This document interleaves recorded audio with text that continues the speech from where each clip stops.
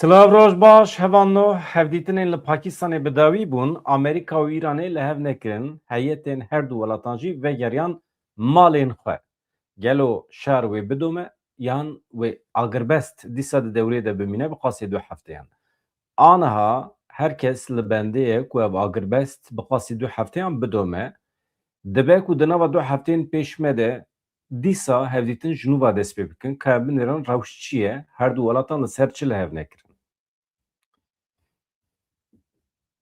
Yek ev û gelek nûçeyê din hene îro di bültena me de yek ji nûçeya analîz em bibêjin projeyekî ku jer ê dewleta Tirkiye li ser Bakurê Kurdistanê heye ez dixwazim ji we re eşkere bikim.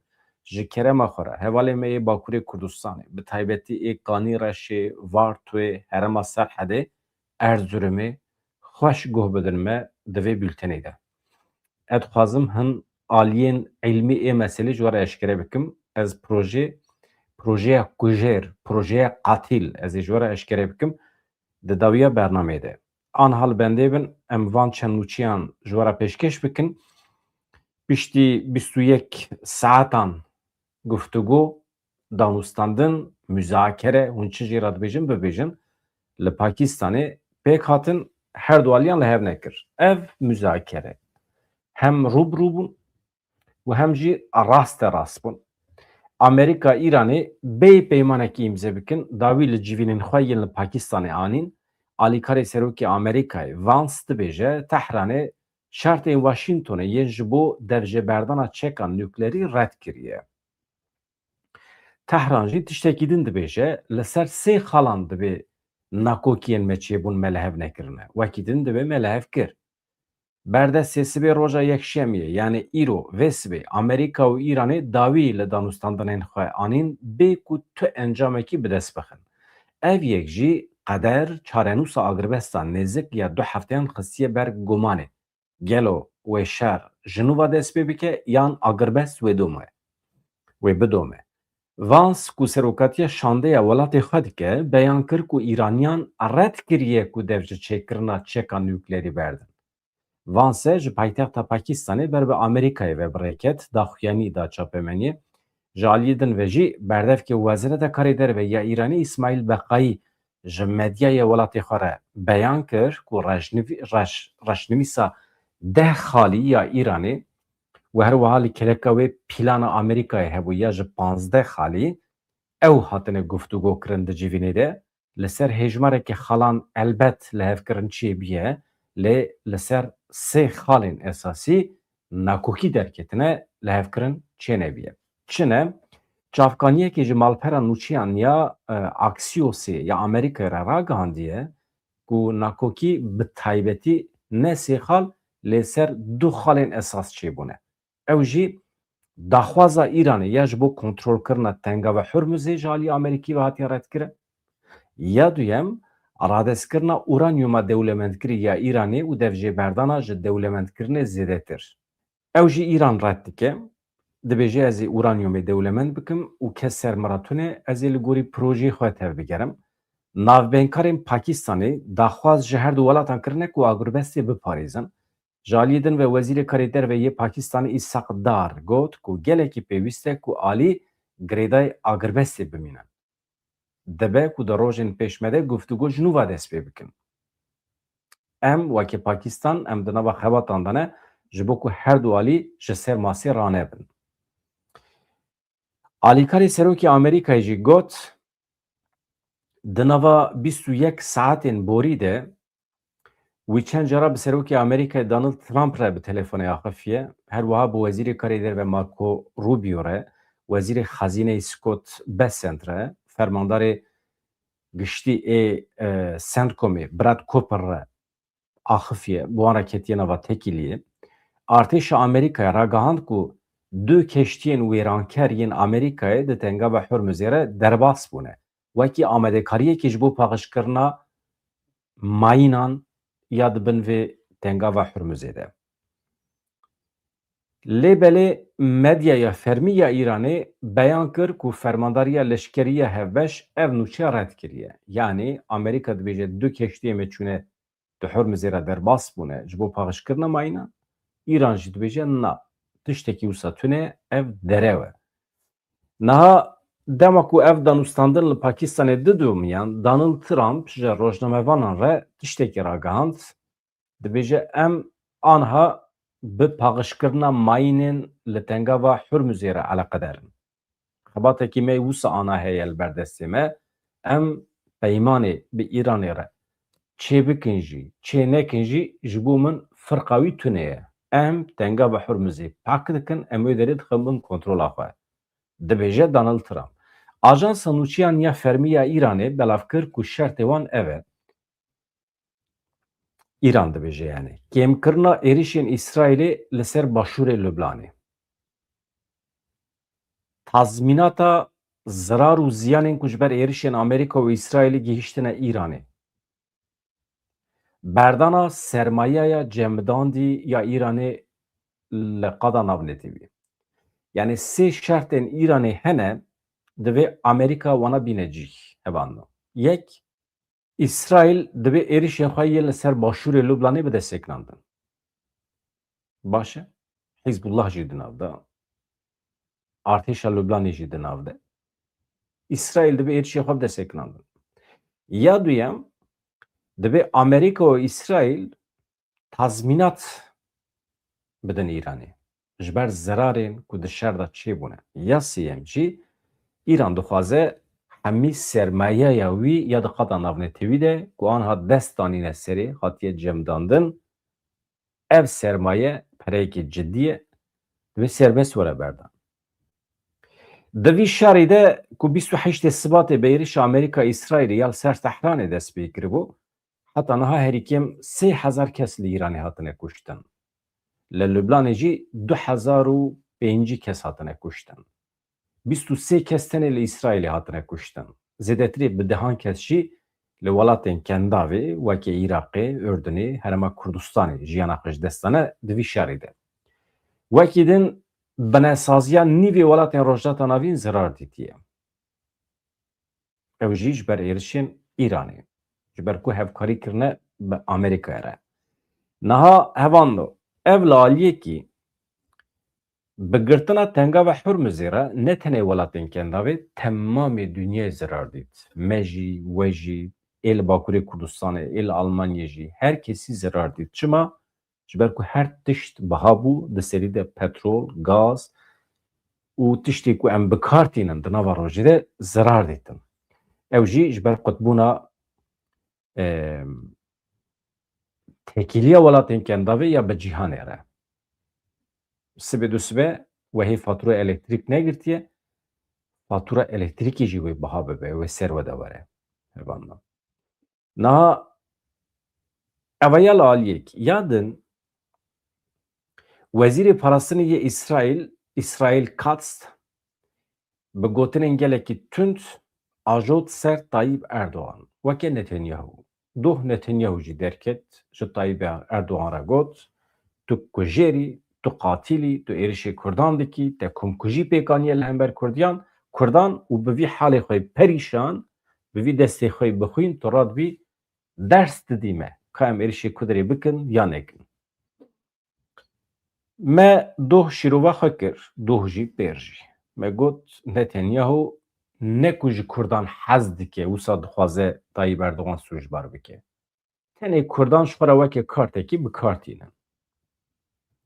Tayyip Erdogan jî wisa dike Filîstîniyan bikartîne, ew jî Kurdan bikartîne. Em mirovên samîmî, durust hez dikin. Madem ki İsraîl axwas li ber Kurdan dikeve, de bila derkeve di qada navnetewî de pêşniyazekî maqûl bike li cem Netanyahûyek bî ji bo statûya Kurdan nas bike. Bila İsraîl derkeve bibêje sibê du sibê Başûrê Kurdistanê serxwebûna xwe îlan bike, ez amade me nas bikim. Yan jî xweseriya Kurdên Rojavayê Kurdistanê ez nas dikim. Ama heta niha İsraîlê tiştekî wisa nekiriye, ji ber Kurdan zextekî jî nedaye ser Amerîkayê. û nimûna herî berbiçav beriya du sê mehan li Rojavayê Kurdistanê li ber çavê wan dewleta Tirkiye êrişê me kir, komkujî pêkanî, çeteyên li Şamê bikar anîn li hember me. İsraîlê dengê xwe nekir. Wê demê dikarîbû. Xuyaya lehevkirnekî hêdina beravan de lê hin nakokî wan hene divan nakokiyan de jî Kurdan bikartînin, Filistîniyan bikartînin. Îja îro İsrail kat jî derketiye di çarçoveya gotinên Netanyahu de diaxife. Çi dibêje? Ha mafdar e, erê mafdar e. Li wê derê de problem tune ye. Dibe yani Serokkomarê Tirkiye Recep Tayyip Erdoğan bi komkujî sûcbar kir. Dibe ew endamekî birayên Müslüman e, İxwanê Müslîmîn. Ew kujerê Kurdan e. Bi vî halê xwe nikare İsraîlê bi komkujiyê sûcbar bike. Katz her wiha bangê Tayyip Erdoğan kir got cî xwe de rûne. Bêdeng be, sukut be û devê xwe bigire. İsrail Katz îro li ser hesabê xwe X'ê bi Tirkî peyamekî belav kiriye. Bal dikişîne sêr wê yekê ku Tayyip Erdoğan nerazibûn nîşanê wan mûşekên ku Îranê avêtine nava Tirkiye nedaye.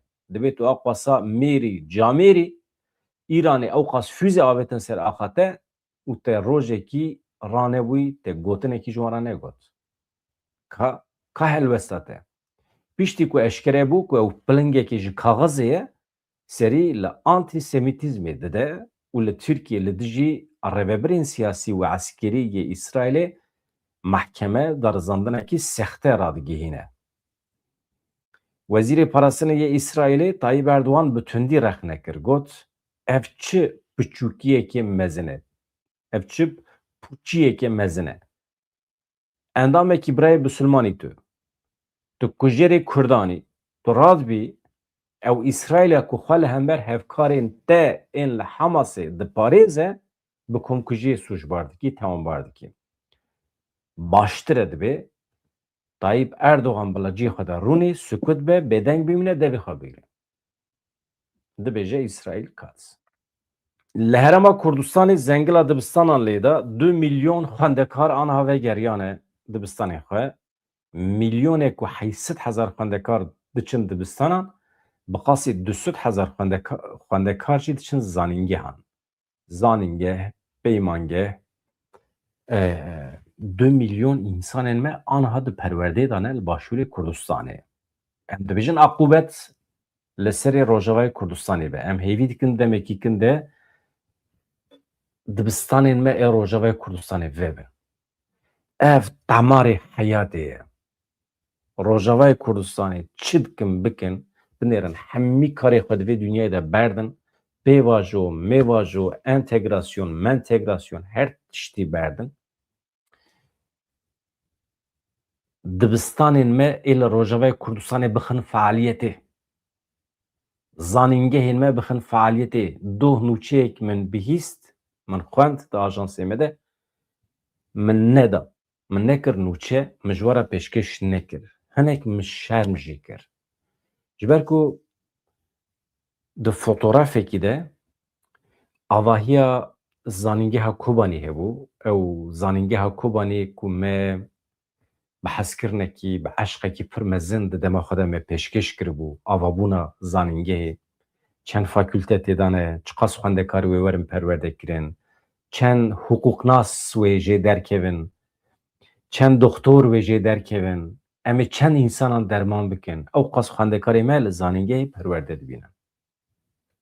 Dilê me şav bibû, germ bibû, me xwe hezir kiribû ji pêşa rojekî pir serfiraz re. Duh rêveberiya zanîngehê biryar daye divê hûn dikarin açık öğretim çêbikin. Açık öğretim yani perwerdehiya vekirî ji Tirkî wergirtine. Yani hûn li malê xwe hûn bi rêya onlineê, bi rêya internetê hûn dikarin dersê xwe bişopînin. Mesela dersên muhasebe dibe, dersên hukukê dibe, cuda cuda. Ya heta ku merûv neçe wê atmosfera zanîngehê hîs neke, hewa wê derê nekişîne nava ruhê xwe, çavê mirovan li hevalê me mirovan nekeve, mirov li wan nenêre û di sinifê de aynî sînerjî, aynî ruhiyet çê nebe û mirov pir san ji mamosteyê xwe neke û mamoste mirov dengî wî goyê xwe de nebîse û mirov bi hevalê xwe henek neke, mirov hevaltî çê nebe, dibistan çawa dibe dibistan? Yani manewî tune ye. Di dibistanê de yek ji tiştên herî muhîm heman no hefiza ye. Hefiza ye. Divê tu bikaribî di bedena xwe de, di rabirdûya xwe de hefizayekî çêbikî.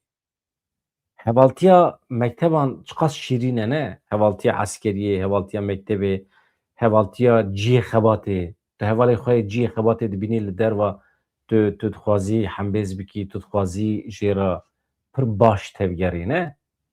Ê mekteb jî wisa ye. Hevalên mektebê tu car nayên ji bîr kirin. Hema ji dibistana sêretayî bigirî heta dawiya zanîngehê mirov tim ji hevalên xwe hez dike. Ew e tiştek ku dibêjim hefiza ew e. Ya zanîngehên me ê li Rojavayê Kurdistanê çi dibe bila bibe divê vebin. Ez nizanim. Divê vebin yanî. Wextê ku venebin mana tu tiştekî din tune ye. Tu li nava axa xwe, li nava welatê xwe eger tu nikaribî zarokê xwe bişînî mekteba xwe ji me re behsa tiştekî din nekerî. Na. Vaya pîvan e. Îja aniha di vê çarçovê de piştî ku zêdetirî 40 rojan li Herêma Kurdistanê deriyê dibistanan hatibûn girtin, îro nêzîkî 1,800,000 xwendekar çûn dibistanên xwe, 200,000 xwendekarên zanîngeh û peymangehan jî vegeriyan navendên perwerdeyiyê. Ji 28 Sibatê vir ve ji ber şerê Amerîkayê, İsraîl û Îranê li Herêma Kurdistanê xwendin bi temamî sekinî bû. İnsanê me di nava tirs û panîkê de rojane 20 dron li Hewlêrê, li Silêmaniyê li wan deran diketin. 29 Adarê biryar hatibû girtin ku amadebûna li nava sinifan li Polan bi temamî were sêknandin. İnsanê me vegerin malê xwe bi rêya onlaynê, bi rêya înternetê perwerde bila bidome. Êdî ew jî çiqas pêk hat nizanim. Înternet çiqas hebû. Bi vî şeklî hevan da. Niha em diçin Rojavayê Kurdistanê hûn zanin doh bi qasî 400 însanên me, gencên me, xortê me serbest hatin berdan ji aliyê çetên Şamê ve.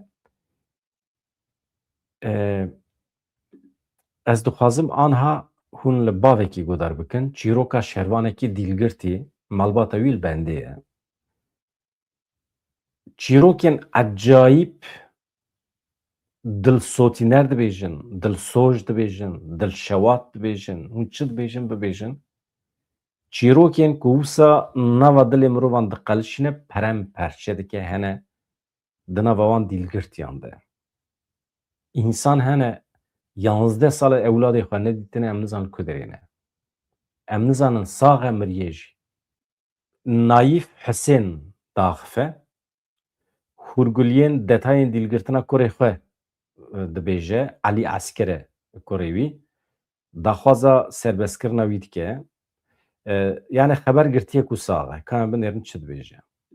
خدي 2000 تقريبا 11 ده 10,011 تبلة هبال ابويه قال لك شرح حاضر بويه شريت الحميشه حاضر بو ايه البركه حاضر بو ايه العلوه حاضر بو ايه خرب الدياب شي الور حاضر بويه قال لك وشار بي جاري بنيدار بويه علي عسكر نخش بو كفرت زرابي ويدابون بس فاشايت خبات او عمليه كده ودي برينا راحتنا بو حمله شيبو في حمله عليه دي شو دير حافر دير حافر ويدر كي شغلتي شارو جماعه بير اشتغلي دقوتش سني روجا تالي اتبير اشتغلي مقوبه بقديم وام الهدرون اشتين بقديم كان قذيفات ما مجابت واي مدفعين مجابت وا وبوس باس هاتم دوامي اتصال قد ها هنا شيء ببو هنا شيء ببو هنا بس غدر الواكل يعني ابي سيري ما غدر شو حدنا بو تقاوني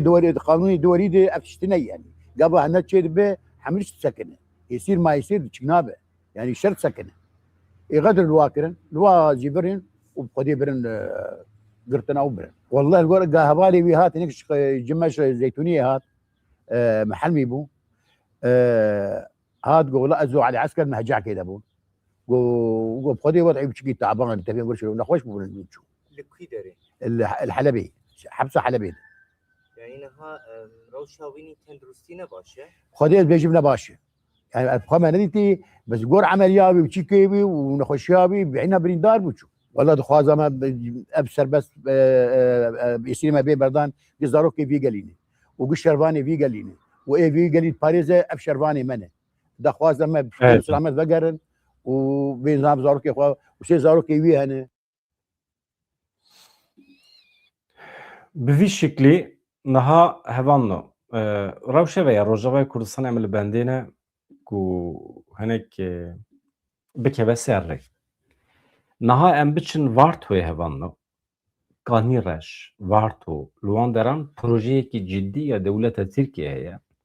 Ez dixwazim hevalê me guh bidin vê bernamê ber ku me hin tişt amade kirine, hin aliyên ilmî yê meselê hene.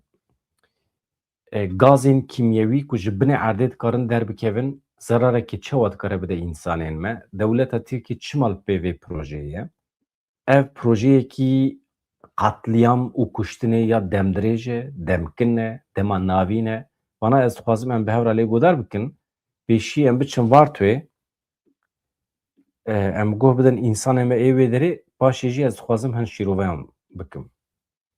Serîda jî ev proje wexta hatiye bîsandin derdê me, kulê me, tirsa me em dibêjin ev avê me qirêj dibin, ev zeviyê me qirêj dibin, meleyê me qirêj dibin, di nava meleyê me de têne çêkirin ev îş, ev kar, ev sondaj, ev polîgon, di nava qoriyê me de ne, darê me û berê me û axa me û welatê me giş bi hevra di nava vê qirêjbûnê de dimîne ji ber wî jî ne heywanê me ji vir aha dikarin derkevin çola, derkevin mer'a ji ber wî jî em tirsa me ew ekî em dibêjin bira ev tişt li Vartoyê ney bikaranîn ev tişt wek menfaata vê gelê nine wek menfaata vê heremê nine ev ji vê gelê hatiye veşartin ji bona ku li ser hem ji bona derdorê me, ji bona gundê me, ji bona axa me û herema me tiştekî nexweş e. Ji ber wî jî em naxwazin bikarbînin, li ber wî em ê tekoşîna xwe bilind bikin. Em çima jî jestê naxwazin? Ji bo axa xwe, ji bo ava xwe, ji bo jiyana xwe, ji bo dar û daristanê xwe em jestê naxwazin. Xelkê gimgimî bi tevahî jestê naxwazin. Çima naxwazin? Hûn hat rotê ji me pirsî. Ew ê jestê çê dikin, ew şîrketa Anko bi sîstem hatin gotin em jest çê dikin ve. Wan hat ji me pirsî, ji xelkê vira ji gelê vira pirsî. Got em jestê çê dikin.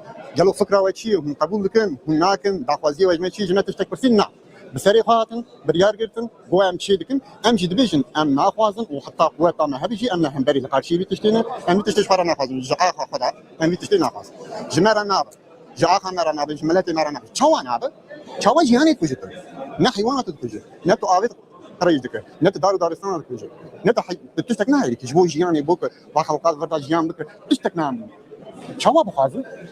Ji min re were bibêje, min îqna bike. Tu dikare were, wer kerem fermo. Were min îqna bike bibêje ey xelkê gimgimê em viya dikin, em zirarê nadin dar û daristanê we, nadin ava we, nadin axa we. Nadin pêşa roja we, pêşa roj ma îro tenê nîne. 100 sal şunda, 5 sal şunda. Wê çi bi halê gimgimê û xelkê gimgimê. Ji me re tiştekîn çê, hûn dixwazin karûbar bikin. Hûn dixwazin xelkê gimgimê devara xwe pêşva bikin. Ji me re fabrîqe dikin. Ji me re karek din werin dikin. Hûn jestê din vetin, hûn çi dixapin? Me eybîne ne şerm. Ma hûn ne dixapin, ma me jiyîne naşixole. Gelo em nafikirin. Em biriyekî naxwazin. Ji bo însanê xwe, ji bo milletê xwe naxwazin, bo zerarê bide însanê me, heywanê me, milletê me em ji bo wî yekê naxwazin. Wer nebe em ser çawa dixwazin. Ji bo milletê xwe em naxwazin va yeka çê bibe. İnsanê me gunê ya zend hem zerarê dide heywan, hin dide însan, hin dide millet. Em naxwazin va zerara hayl însanê me keve li milletê me keve. Em naxwazin va yeka Vartoyê de çê bibe. Em naxwazin Varta me bela bibe. Em heta savê Varta me Vartoyê devam dike. Gingime me gingime me li ser evga xwe jî devam dike. Çünkü an tiştê ku em dibêjin ji bo siberoja Bakurê Kurdistanê gelekî giring e hevanno. Niha li navçeya Gimgimê ya Mûşê xebatên sondajê hene.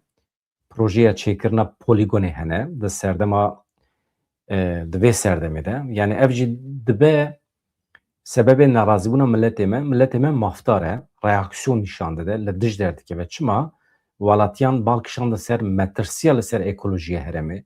Bertek nîşanê van projeyên talana xwezayê dane dibêjin em milletên Gimgimê, milletê Vartoyê naxwazin li vê derê santralên enerjiya jeotermal werin çêkirin. santralên enerjiya jeotermal jê re dibêjin JES. JES. GES jî heye, JES jî heye. GES tiştekî dine. GES em ji tavê digirin. Yani güneş sistemi. Veya jî jeotermal sistemi ye. Niha bîna hêkên genî, hêkên ku tarîxa wan derbas bûne, hêkên rezî, hûn zanin bînekî çawa jê tê? Bînekî pîs e ne? Ev e. Ji ber ku maddeyekî kimyasal dixwe de çê dike, ew derdikeve ser rûyê erdê. Ew bifikirin bîna hêkên rezî li Kanî Reşê, li Vartoyê, li temamê Serhedê bifikirin çawa ye di nava xelkê de. Ew bêhna nebaş li seranserê herema ku lê jeotermal tê çêkirin belav dibe. Em vîya ji ku derê dizanin? Beriya niha li Ege, li Aydinê tiştekî wisa çêbibû. Santralekî jeotermal wê derê çêbibû, ew bêhna nebeş axirab li seranserê bajarê Aydinê belav bibû. Di çend salên derbas wî de xelkê Aydinê li dijî santralên enerjiya jeotermal derketin ku çavkaniyê vê bêhna hêka rezî ji ku derê tê însanê me peyda kirin. Niha wextê radibin dibêjin ev pergala jeotermal ku qaşo jê enerjiyê diafirîne çima xirab e? Em çi ji xwe re bingeh digirin? Numûneyên ku heta niha çêbûne. Numune li Aydinê çêbûne. Xelkê Aydinê li dijî santralên enerjiya jeotermal pir bi dijwarî derketin ku çavkaniyê vê bêhna hêkên rezî ye.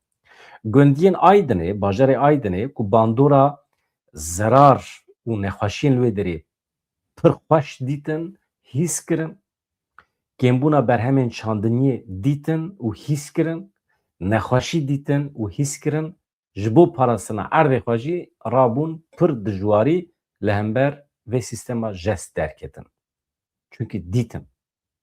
Hele bajarê Aydinê navenda hêjîrê ye. Hêjîrê wan tev rezî bûn, xirab bûn. Ya aniha em behs bikin. Heta niha çil doz li dijî JES vebûne li Tirkiye. Ji wan 17 doz hatine qezenşkirin. Yani mahkemê bixwe beyan kiriye ku ev sîstema jeotermal jehriyê belav dike li derdorê. Hin komele hene îdia dikin ku ev pergal, ev sîstema JES zirar nade xwezayê. Çavkaniyekî enerjiya nûjenkirî em bi nêrîn yani tabii ev nêrîn ne wan e. Niha em bi hev re lê binêrin îdiayên van saziyên ku di jeotermalê de dixebitin yan jî serkêşiyê dikin ev îdiayê wan rast in nerast in em binêrin. Eger enerjiya nûjenkirî ew qas paxiş be ku ew îdia dikin çima îro mirov li dijî JESê şer dikin yan jî li dij derdikevin? Çünkü insan bixwe hîs dikin. Hîsa însanan li ser nebata, li ser zeviya ew rast e yan îdiayê wan rast in. Pir cûreyên bi destxistina enerjî hene. Yek ji wan santralên hîdroelektrîkê ne jê re dibêjin HES. Santralên enerjiya bayî heye jê re dibêjin RES û santralên enerjiya jeotermal hene jê re dibêjin JES. û ya dijî heye GES jê re dibêjin ew jî ji tavê digire. Heta niha yani henekî wan pir zerar didin derdorê, henekî wan zerar kêm didine. Lê ev jeotermal çima pir zêde zerar dide ji we re dibêjim. Çünkü ji binê erdê pir kurahiyê de ji binê erdê derdikeve. Bi sedan kilometre binê erdê de derdikeve. Acayip zerar e. Ez ana ji we re dibêjim. Heta niha hejmara santralên jeotermal li temamê Tirkiye 68 in. Ji van santralan li herêma Egê wekî Aydin, Manîsa, Denizlî li van deran hatine ceribandin santral vebûne. Niha hatiye plankirin ku li Bakurê Kurdistanê jî bi taybetî li herêma Varto Gimgimê, Kanî Reşê santralên nû werin vekirin. Ev tê wê manê hinek jî derdora Amedê. Tabii ev tê wê manê ku hîdrojen sülfît jê re dibêjin H2S gazên din ê jehrî ê ku wê ji santralên jeotermal derbikevin wê tesîrekî pir xirab çêbikin li herêmê. Li xwezayê, li hewaya herêmê wê bandorekî xirab bike. Baş e? Hîdrojen sülfît wekî sedema gelek nexweşiyan tê hesibandin. Ji ber gazên ku ji santralên jeotermal derdikevin çiqas darên meyve, bağ, bostan hene ve zirar bibînin. Heta genim, nok, nîsk yani li herêmê çiqas nebat û berhem hene ve tev birizin, zirar bibînin yan jî maddeyên kimyasal ve li ser wan dayînin. Ne tenê însan ve heywan jî zirar bibînin. Heywanên ku derdikevin çêrê ve hem goştê wan xirab bibe hem jî şîrê wan. Di dawiyê de di serî de kanser ve rê ber gelek nexweşiyan vebike. Wekî numune hevan em yê ji ber xwe de nabêjin wekî numune di sala 2012 de bîreke kûr ya ku li nizîkê gundê Alkan li navçeya Alaşehîr ya Manîsayê de hate kolan ji kontrolê derket. Di encamê de ji gelek deverên herêmê ava germ, buhar, gaz, herîk derket ser rûya erdê. Xelk tabî pir tirsiya, zirar da rezên tiriya.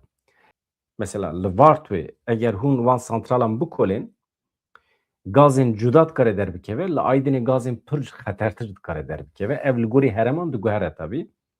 Mesela çavkaniyên jeotermal ê li herêma Egê maddeyên kimyewî yên weke arsenîk, civa, bor, sülfat, kurşun, kadmiyum, selenyum, radon, klor, karbondioksit, metan, hidrojen, sülfür ew dixwe de hewîne. Veya ê herêma Aydinê ne. İje em nizanin li herêma me wê kîjan madde derbikevin. Ji xwe ev maddeyên ku me behs kirin pir xeter e. Hema hemû jî ji bo jîngeh, ji bo tenduristiyê pir zirar in. Yani di rêjeyekê pir bilind de dikarin kujer bin. Hidrojen sülfît ji hewayê girantir e binêrin. Yani giraniya wî ji hewayê girantir e. Çi ye? Ji ber vê yekê di çend metreyên pêşîn ên li ser erdê de kom dibe, xwe li ser erdê digire, jehr belav dike. Jehrên weke civa, arsenîk, amonyak, asîda borik berdide nava hewayê. Ev hemî ji santralên elektrîkê yên jeotermal derdikevin. Wekî din xeteriyekê din heye, ev madde dikarin tevlî ava vexwarinê bibin. Vaya ecayîb balkêşe. Ev ava kaniyan, hevanno, ava kaniyên me ê li çolan ku em pê pesnê xwe didin, heta pesnê herêma xwe didin, ev kanî dikarin tev jehrî bin. Çünkü wextê ku tu li erdê dixî jeotermal xwezaya wî tevlî hev dikî, avên dibinê erdê de jehrî dibin, tevlî hev dibin. Yani ev kimya tevlî wan ava dibe. û çi dibe? Ava ku em dixwin êdî em tenê nexweşî vedixwin. Numuneyekê din rêjeya penceşêrê yani nexweşiya kanserê li Tirkiye çi qasî ye? Qasî ku tê gotin ji tevahî sedî hejde ye li temamê Tirkiye. Kêm zêde yani. Ji sed kesî hejde kes kanserê dikevin. Lê li bajarê Aydinê ku ev jeotermal lê ava bûne rêjeya kanserê derketiye sedî çil. Ev jî nîşanê me dide ku hemî ji ber van santralên jeotermal e. Ne tenê kanser, nexweşiyên dil, damar gelekî zêde bûne li bajarê Aydinê. Şirketên enerjiya jeotermal garantî didin ku ava jeotermal wê dibin erdê de vegere çavkaniya xwe da ku pêşî li belavbûna maddeyên kimyewî bigire. Temamî vir derewe. Ev nemümkün e. Şirketên di kontrola hikûmeta AKP'de bi tu awayî ew qas qîmetê didin pereya guh nadin van pîvanan. Wekî din bîrên jeotermal ên nû hatine vekirin. Çavkaniyekê pirsgirêkan a cuda ye. Mesela bîrên jeotermal çawa dikarin pirsgirêkan derbixin hevanno. Ji bo ceribandinê pêwîst ava ji van bîran bi mehan berdidin ser jîngehê, berdidin ser zevî û çeman. Hebatên pompekirinê li gorî rêbazên zanistî nayê kirin. Hemî çavkaniyên ava şîrîn ê ku em vedixwin li herêmê dibin bandora ava jeotermal ya jehrîn de dimîne. Ev rewş pirsgirêkeke ciddî derdixe holê ava vexwarinê qirêj dibe, jarî dibe, jehrên wekî civa, arsenîk, bor ê di nava jeotermal de nexweşiyên kujer di mirovan de peyda dikin. Ji bilî van hemiyan jî asîda hîdroklorîk heye, ew jî bi gelemperî wekî asîda muriyatik tê zanîn, di dema xebatên boriyan de tê bikaranîn, ev jî ecayîb zirar e. دما خباتی ده تی بکارن بتونان آسیدا مریاتیک برده نواچم و آخه اف جحر او قاز بهیزه دگیجه حتی سر سفره ما آروژانه زویه ما جالی وان چمین قریج و تی آفدان حتی جبرکو هوا قریج دبه باران جی قریج دبه باران بباره سر زویه ما جی جحری دیکه و تی سر سفره ما ام جی دخون باشی جی ام پریشان دبن مرنین گرسیین پز کلونیین مشین هنگوین اوی چه ببن مرنین بکومی اوی چه ببن لکودره بگرانی لنزیک سانترالین ژئوترمال نها هرچند وکی انرژی نوجنکری وره حساباندن جی کاربون دیوکسید متان مقدار که مزن جا آوا سانترالین الکتریکی ین ژئوترمال درباسی نوا اتمسفرید به افغازین سرای اتمسفر جهان مجی خراب دکن یعنی باندورا سرای هندی بینن یعنی افغازی که جبنه ارده درد کهون دچن یعنی باندورا ویل سر هرمل سر حده وار تو اکانی رشی و یا تشتکی جدایه تاثیر ویل سر تمام دنیا جی چید به افغاز دچن دنوا اتمسفری دل سر دنیای پرگاله که وکه سرا چید کن ایدی گرمایی نواوی دنیا ده پر عجایب زیادتر دبه آب و هوای کلیما دنیای دو گهرینه وکه سرا اون وقتی که به هم داره سرای چوا گرمه دنیا جی دبه وکه سراش برویه که دبیجن گازا سرای نه تشتکی دیجی هی از همه بداوید کم او جی خطا فای اون زنن وارتو تام لسر خطا فای ارتحجیه دو وقتی وی داره ده دو حول بدی جبو ژئوترمال تو ارده بکلی به 3 کیلومتر دا که ببینه ارده ارد تودکاری خطا فای کو آنها رازایه تودکاری جنوبا شیار بکی ریل بر ارتحجی مزن و بکی لوار توی کانی رشی و در دوروی لباجرین سرحده و یا